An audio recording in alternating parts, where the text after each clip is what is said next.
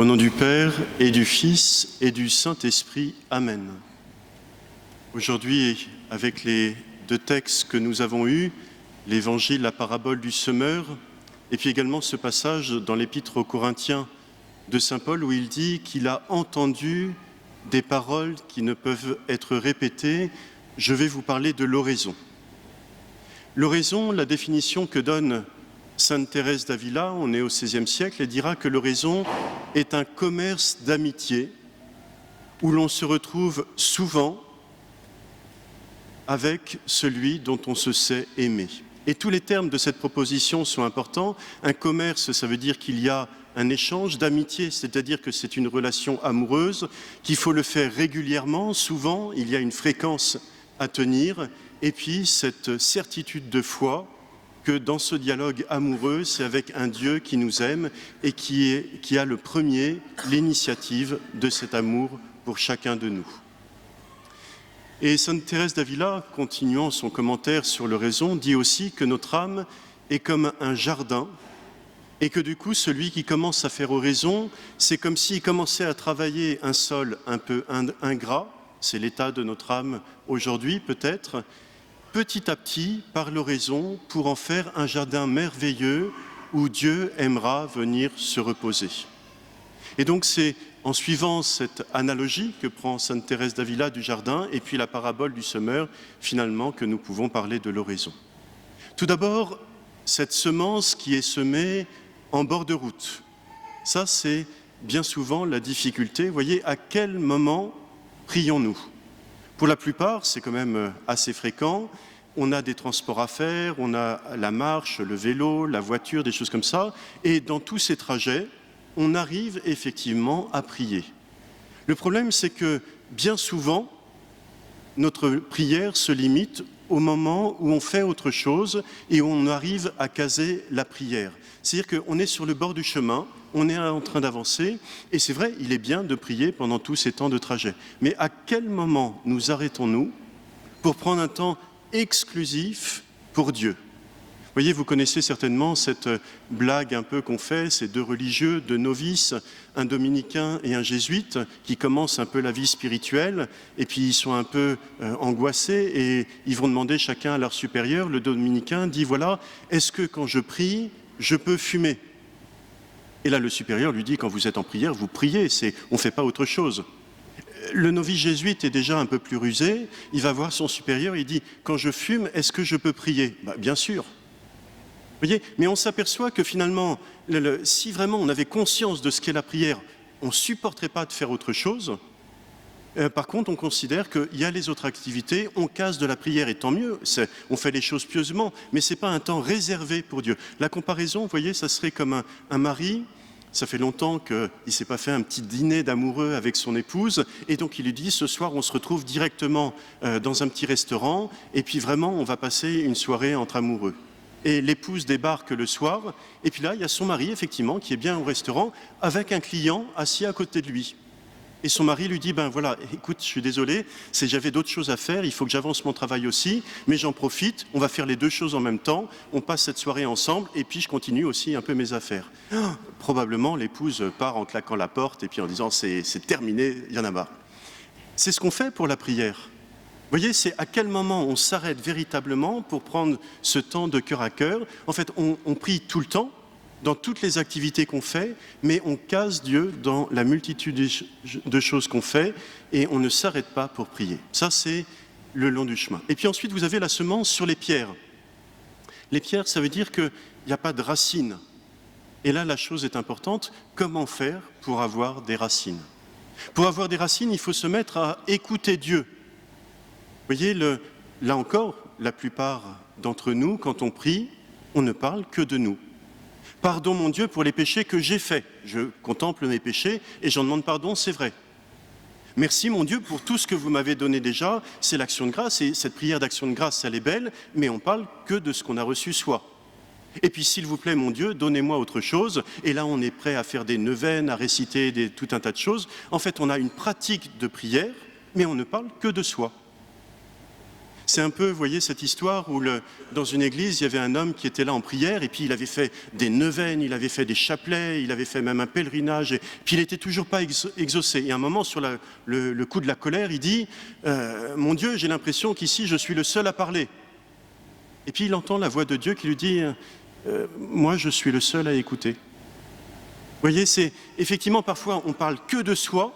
À quel moment on se met dans l'attitude de recevoir, de prendre peut-être un texte d'évangile, juste une parole, un verset, mais se dire, voilà, qu'est-ce que Dieu veut me dire aujourd'hui ? Si on ne fait pas ça, on risque de petit à petit faire les choses, on aura une pratique éventuellement assez importante, mais ça risque de tomber dans l'habitude. Vous voyez, pour les prêtres, alors bien sûr c'est un peu notre vocation, mais tous les jours, un prêtre, normalement, récite le chapelet, célèbre la messe, donc le chapelet 20 minutes, 25 minutes, la messe une demi-heure, un peu plus d'une demi-heure, le bréviaire c'est à peu près 1 heure, un peu moins d'1 heure peut-être, mis bout à bout. Ça veut dire que déjà le prêtre tous les jours récite à peu près 2 heures, pendant 2 heures. Et l'Église lui demande tous les jours d'avoir au moins une demi-heure d'oraison. D'oraison parce que c'est finalement quelle facilité avec laquelle, et vous le savez, de tomber dans l'habitude de faire les choses machinalement, et en fait on perd le cœur à cœur, on n'a pas de racine. Donc cette exigence non seulement de s'arrêter, de ne pas rester sur le bord du chemin, mais en plus de vraiment creuser profondément, de prendre des racines en méditant la parole de Dieu, en ayant ce cœur à cœur avec Dieu. Et puis vous avez ensuite la semence qui est semée dans les ronces. Et là, c'est tout simplement, c'est dangereux de faire oraison, dangereux en bien. C'est-à-dire que quand on commence à faire oraison, on a tous, à un degré ou un autre, des esclavages, des choses qui ne sont pas tout à fait en place. Quand on commence à faire oraison, petit à petit, il y a cette lumière qui descend dans notre cœur, et à un moment, c'est une évidence qu'il faut se libérer de tel ou tel esclavage, de telle ou telle addiction. Vous voyez, là, c'était vraiment, il y a quelques années, on avait organisé une école d'oraison.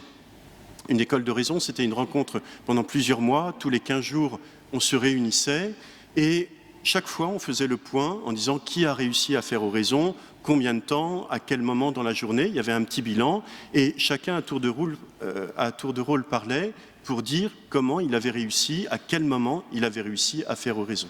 Et là, il y avait une jeune fille du groupe qui était là à chaque fois. Et elle disait, mais vraiment, j'aime beaucoup le groupe, c'est vraiment sympathique, ce que dit le père, c'est intéressant, et voilà. Mais alors, l'oraison, c'est vraiment pas pour moi, je suis pas fait pour ça, et c'est là, voilà. Et le temps passait, et un jour, au bout de 2 mois, donc nouvelle rencontre, là, elle commence à dire, ça y est, j'ai commencé à faire oraison. Oh, tout le monde s'arrête, enfin, celle qui était un peu à la traîne là dans le groupe, commençait à faire oraison, et elle reprend aussitôt, mais je suis pas sûre que je vais continuer. Et elle explique en disant, depuis que j'ai commencé à faire oraison, je m'aperçois que dans ma vie, j'ai des choses à changer et je ne suis pas sûre de vouloir. C'est exactement pour ça qu'il faut faire oraison. C'est-à-dire que tout d'un coup, cette lumière vient dans notre cœur, nous illumine complètement et nous donne la force vraiment de nous libérer de tout ce qui nous tient en esclavage. Enfin, vous avez la graine qui est semée dans la bonne terre. Alors le côté rassurant de la parabole, c'est que vraiment le semeur, c'est le Christ, il se sème lui-même, le semeur est venu semer la semence. Vous voyez, il y a une redondance dans les termes mêmes, c'est-à-dire que la semence, c'est le Christ, celui qui sème, c'est le Christ, et il sème à profusion, n'importe où, sur le bord du chemin, dans les ronces, partout, et donc tous, à un degré ou un autre, on a quelque chose à prendre pour mettre en place une vie de prière. Mais le but, c'est quand même d'un jour d'arriver à la bonne terre. C'est-à-dire que vraiment prendre tous les jours un temps où on s'arrête, où on a ce cœur à cœur avec Dieu, et voyez, le mot même oraison est magnifique. Oraison, l'étymologie du mot, ça vient de os adora. Ça a donné oraison, ça a donné adoration. Os ad ora, la bouche en latin, vers la bouche. Littéralement, bouche à bouche, bouche vers bouche, un baiser de la bouche. Et si vous connaissez le Cantique des Cantiques, dans la Bible, il y a quelque chose justement d'un chant amoureux. Eh bien, en français, on traduirait plutôt par cœur à cœur. L'oraison, c'est un cœur à cœur avec Dieu. C'est un moment d'une intimité absolument incroyable où justement on partage tout cet amour avec Dieu, on se sait aimé de Dieu et on dit à Dieu comment on l'aime. Et on peut faire le parallèle aussi avec la Genèse, le chapitre 2 de la Genèse, la création de l'homme, où en fait on est créé pour l'oraison. Rappelez-vous, Dieu est un potier, il prend de la glaise, il insuffle dans les narines un souffle de vie à Adam, et Adam devient vivant. L'homme est créé dans un souffle d'amour, dans une respiration amoureuse. Vous voyez, le bouche à bouche, le cœur à cœur, c'est finalement qu'est-ce qui fait qu'on est épanoui, qu'est-ce qui fait qu'on est à notre juste place, c'est quand on est dans cette relation amoureuse avec Dieu. Alors aujourd'hui, on est à quelques jours du carême, c'est le moment de prendre quelques résolutions pour le carême qui va bientôt commencer, mais surtout, rentrez dans cette intimité de Dieu, rentrez dans le cœur, au cœur de votre âme, dans ce jardin secret où Dieu est présent pour avoir une relation amoureuse avec lui. Au nom du Père et du Fils et du Saint-Esprit. Amen.